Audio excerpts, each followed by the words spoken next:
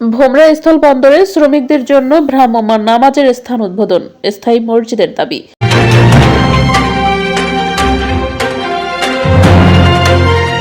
আসসালামু আলাইকুম দর্শক, সকলকে আমন্ত্রণ জানাচ্ছি বিবিআর নিউজে।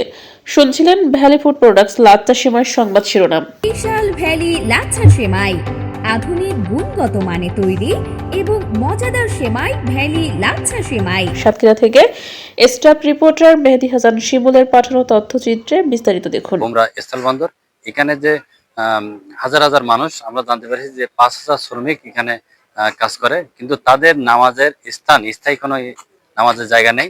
সে কারণে এখানকার কর্মকর্তাদের সাথে কথা বলে তারা অস্থায়ী একটি জায়গায় নামাজ পড়ার জন্য এই জায়গাটা নির্ধারণ হয়েছে। ভোমরা স্থল বন্দরে প্রায় 5,000 শ্রমিকের দীর্ঘদিনের দাবি পূরণে পার্কিং এলাকার মধ্যে অস্থায়ী ভ্রাম্যমাণ নামাজের স্থান চালু করা হয়েছে।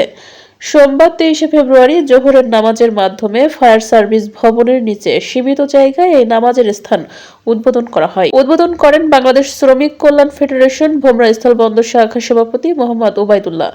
সংগঠন সূত্রে জানা যায়, ভোমরা স্থল বন্দর এলাকায় কর্মরত বিপুল সংখ্যক শ্রমিকের জন্য নিকটস্থ কোনো মসজিদ না থাকায় নামাজ আদায়ে ভোগান্তি হচ্ছিল। দূরে মসজিদে যেতে সময় লাগার কারণে অনেক সময় নামাজ আদায় করা সম্ভব হতো না। শ্রমিকরা জানান, পার্কিং এলাকার মধ্যেই ভ্রাম্যমাণ নামাজের জায়গা চালু হয়, তারা এখন সহজেই 5 ওয়াক্ত নামাজ আদায় করতে পারবেন। এতে ধর্মপ্রাণ মুসল্লিদের মধ্যে স্বস্তি ও আনন্দ দেখা গেছে। এ সময় শ্রমিকরা দ্রুত একটি স্থায়ী মসজিদ নির্মাণের জন্য সংশ্লিষ্ট কর্তৃপক্ষের কাছে জোর দাবি জানান।